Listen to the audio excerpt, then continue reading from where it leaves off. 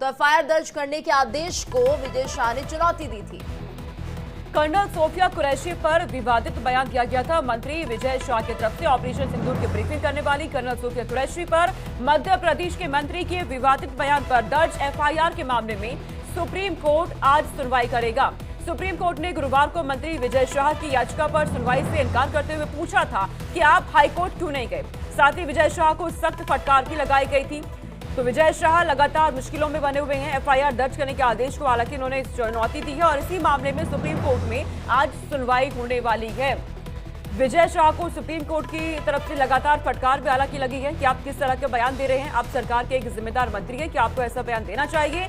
और इस पर मुक्ता पाठक हमारे साथ जुड़ गई है। मुक्ता, तमाम बड़े सवाल सुप्रीम कोर्ट ने विजय शाह को लेकर के किए कि आप एक मंत्री हैं, एक मंत्री के पद पर आप बैठे हैं, क्या इस तरह के बयान आपको देने चाहिए, वो भी देश की बेटी के लिए। सोफिया कुरैशी के जिस तरीके से आपने बयान दिया, लेकिन इस पूरे मामले में सुप्रीम कोर्ट में अब सुनवाई है, कब तक ये सुनवाई की शुरुआत होने वाली है? जी बिल्कुल, आज जो ये मामला है, केस जो है लिस्टेड है, तो ये आज इस पे सुनवाई है।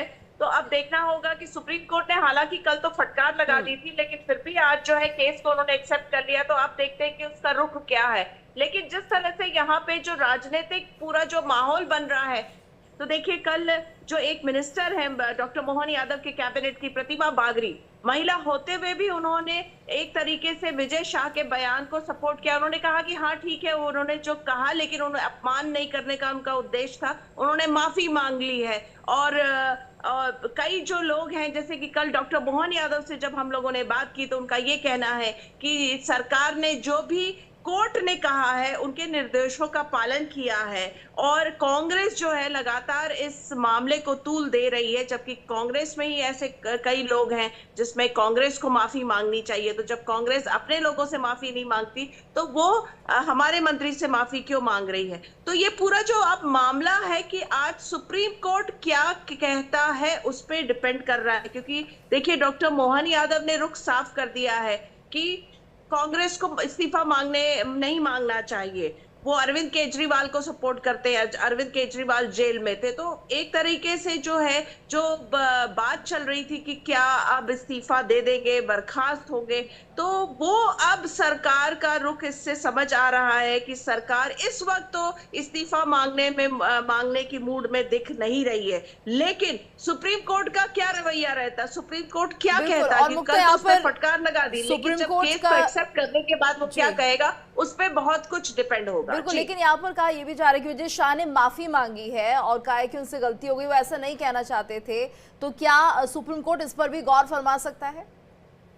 जी बिल्कुल, क्यों नहीं, क्योंकि ऐसे कई उदाहरण हैं जब माफी मांगी गई है और उसको जो है कई बार जो है उसको एक्सेप्ट इन द सेंस उसको माना गया है। लेकिन अब इस तरह के कैसे एग्जाम्पल्स हैं, क्या एग्जाम्पल्स हैं? और देखिए एक बात और जो बार बार जो सामने आ रही है, तो ऐसे तो अम्पटीन एग्जाम्पल्स हैं, केवल मध्य प्रदेश की हम नहीं बात करें, ऑल ओवर पूरे देश में जब पॉलिटिशियंस ने एक्साइटमेंट में या उनके मुंह से कुछ इस तरह की बातें निकल गई हैं जो आगे चल के बहुत कंट्रोवर्शियल रही हैं और वो सुर्खियों में बने रहे हैं, लेकिन उन्होंने रिजाइन नहीं किया है।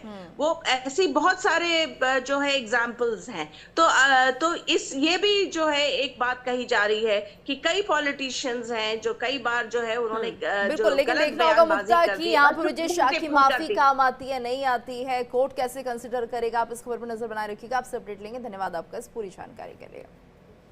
और यह वक्त हो गया छोटे से ब्रेक का, लेकिन देश दुनिया की खबरों से अपडेट रहने के लिए